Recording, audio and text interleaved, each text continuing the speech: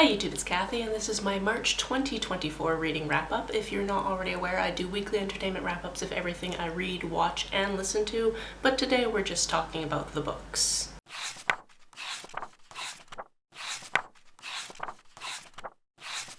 If you've watched my last couple of monthly wrap-ups, you're probably wondering where in the world I am now, and now I'm currently in Strasbourg, France. We go home on May 2nd, so there's a chance that I'll probably wait to do my April wrap-up until I'm actually home, but it all depends on how April works out. I'm going to start with my nerdy hardcore stats and charts and then get into what I read. Also, I put chapter markers in all of my videos, so if there's anything you need to revisit or skip over, all of that is down below for you. While you're checking that out, please make sure that you're subscribed so that you'll see my videos in your feed.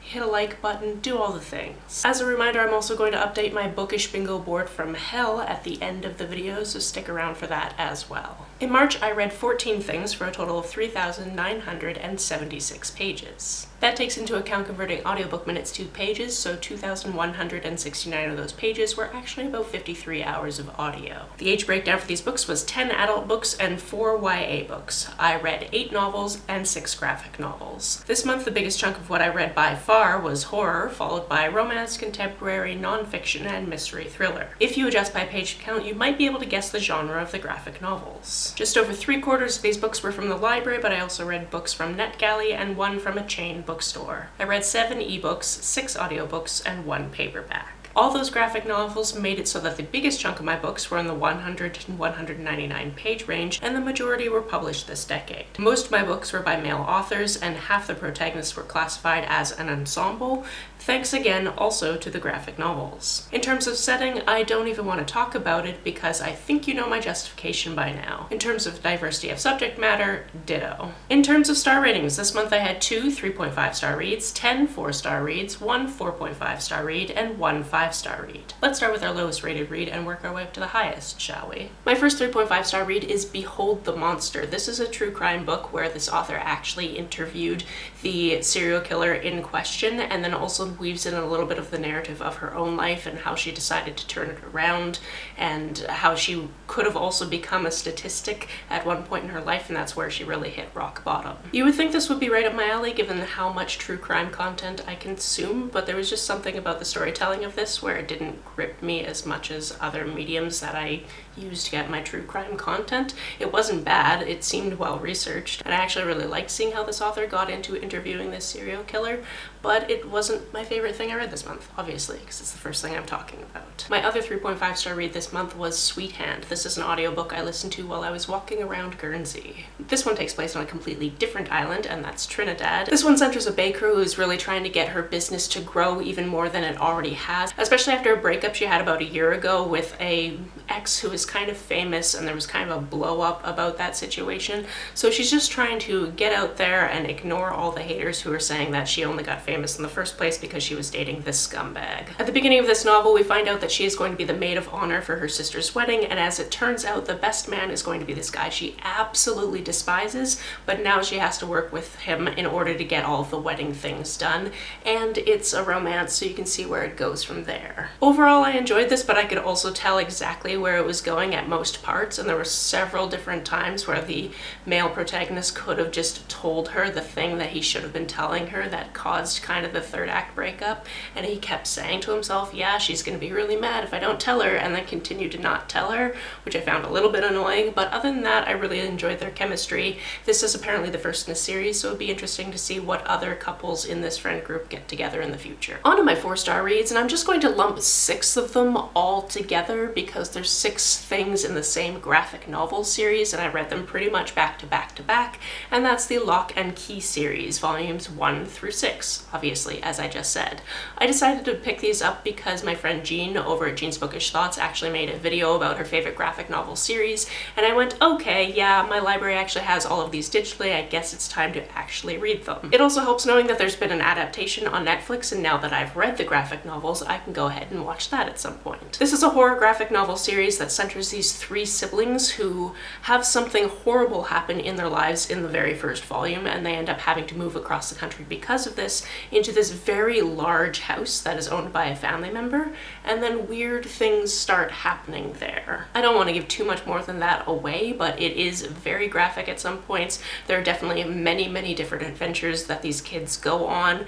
There's different fantastical things that happen to do with the different elements of the series, and I very much enjoyed it. There were certain parts to it where I was just like, you can, one, tell that Joe Hill is Stephen King's kid because of the way he writes certain things. Like, he'll let people be racist and have it not be challenged. He'll let people use the R word and have that not be challenged. And yes, I know these comic books are from 10 to 15 years ago, but still, I'm hesitant to say that I'm fine with people using derogatory language, because I'm not fine with people using derogatory language, but I understand it in horror and in different media when you're trying to be like, oh, this is a bad person. I understand the reason why people do that. It's not my favorite thing, that's fine. But when it's not questioned in any way and it's not pushed back on, that's when I'm just like, so you put it in there because you wanted to put it in there because you like using that vocabulary, and that's not my favorite thing. All in all, I found this series imaginative, and I'm excited to see how it translates to the screen.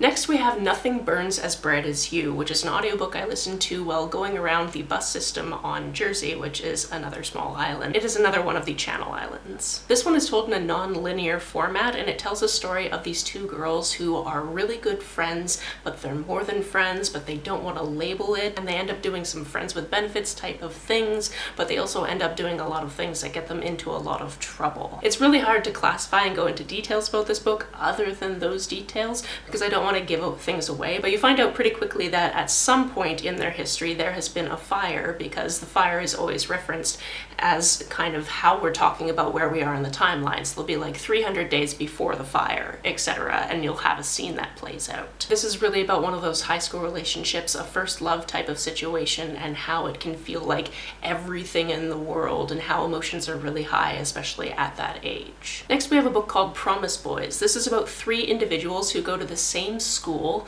and each of them could have potentially been the person to commit a murder, so eventually they come together to try to figure out who actually did it. This one is a full cast audiobook, and we actually get several different points of view from different people in and around the circumstance, and I found that aspect fantastic. It did take a little while for these characters to actually come together to try to figure out what was going on, but all of them had potential motives for what happened, because as it turns out, the person that was murdered is seen in the community as this great upstanding citizen, but of course that wasn't really accurate, and the way he treated students was actually pretty deplorable. This talks about different facets of racism and culture, and it all came together really well. And if you have the means and ability to check out the audiobook, that would be my suggestion.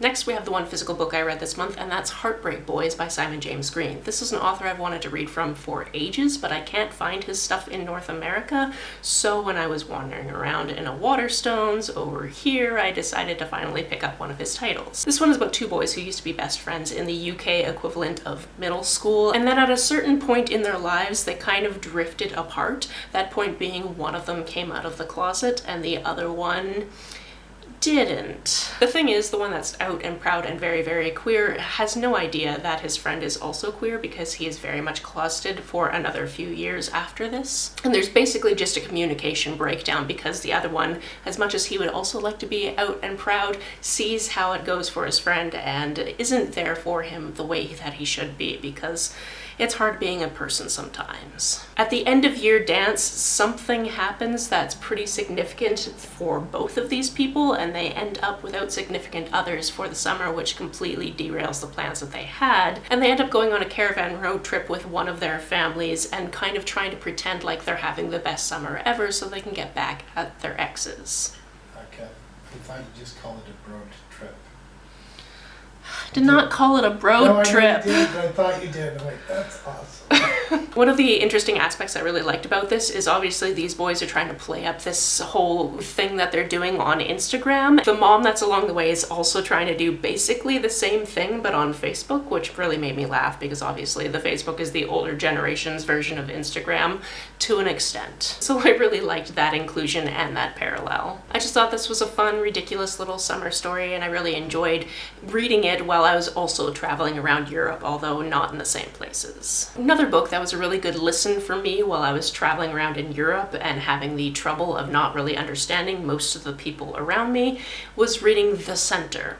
This is about this woman who works as a translator, and she finds out through a boyfriend that there's actually this very elite institute called The Center, where if you pay them an exorbitant amount of money and go there for 10 days, you will come out of there fluent in the language of your choice. She thinks that this is a fantastic idea if she can get the money together to go for this, because she's having kind of this crisis where she feels like, yes, she's doing translating work, but she's not doing like the high-class literary translating work that she could do if she learned a language such as, you know, German. The language she usually translates from, if I'm remembering correctly, is Urdu, and she does a lot of that work, but she doesn't feel it's like the high-class translation work, which really speaks to the hierarchy of languages that people see in the translation world, which is definitely discussed in this book. However, when she ends up being able to go to the center, obviously not everything is how it seems, and I'm not going to spoil what that twist was because I didn't really see it coming, and there's also some things that are left undiscussed by the end of it. So if you've read it, maybe let me know down below, and maybe let me know and then hit a couple of enter lines and then talk about it so it's not spoiled for people in the comments, but people can read it if they want to. On to my 4.5 star read and my penultimate read for this list, and that was Husband Material. This is the follow-up to Boyfriend Material by Alexis Hall, and I very much enjoyed reading this. This one takes place a couple of years after the events of the last book, and it's these two characters that we know from the first book really solidifying their relationship, having to go to different weddings. One of them actually ends up running into an ex that completely obliterated his life about 5 years ago, and they have to deal with that situation. And what I really love about these books is I really love the friend group and all of the dynamics in there, because we see these friends on multiple occasions. We also see the cast of characters that Oliver works with at a charity on multiple occasions, and just the banter that they have is just so funny. I can definitely see these people just falling into these different types of banter, and just it would be so fun to watch. I could honestly read just like 3 more books about this entire cast of characters and the shenanigans they get up to without even trying. The last book on this list, and the one book that I gave 5 stars to this month, was The Weight of Blood by Tiffany D. Jackson.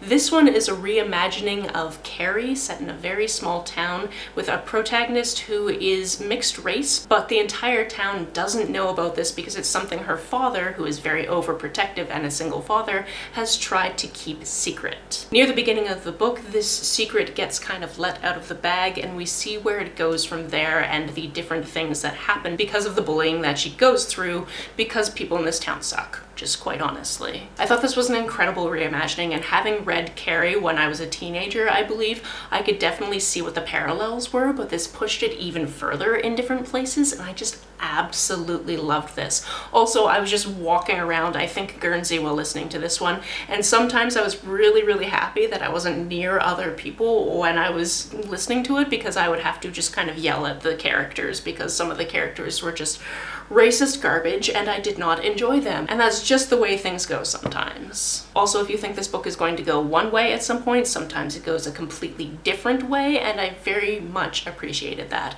I've never given anything by this author less than 5 stars, and I'm excited to see what else she puts out. Before we wrap up, there's a couple of different projects I need to bring you up to speed on as to what happened during this month for those projects. The first one being the Read Queer All Year prompts that are put out by the Queerlit Readathon. Since I'm traveling and I've got so many different things I'm trying to focus on, I sometimes forget to really weave these into what I'm doing. However, I was able to do one thing this month that I feel like it counts, and then another thing you could make an argument for, but I don't think I'll make an argument for. There was a square this month that had to do with sapphic rep, and that is definitely checked off the list with Nothing Burns as Bright as You. An argument can be made, and I don't really want to make this argument, so I'm not giving myself this credit, that there's trans rep in the Locke and Key series, but it's kind of a fantastical trans rep, and I don't think it was written in a way where it was meant to be representative, so I'm not really gonna give it to it, but I'm just saying that you know, you could if you were really reaching and wanted to like pull some muscles. In addition, I made the slightest headway on my bookish bingo board from hell. Most of the numbers stayed the same since last month, but I added 2 more to ignored arcs, and I added 2 more to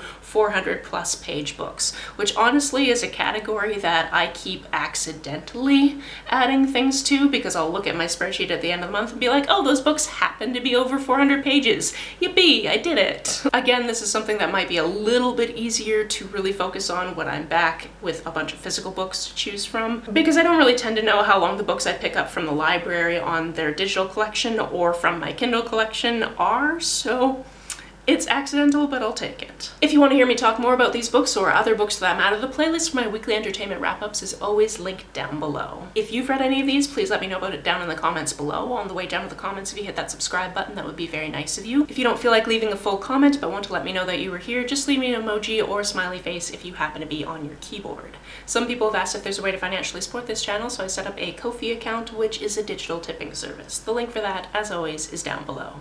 You can like and share this as you see fit, and I will see you very soon. Bye!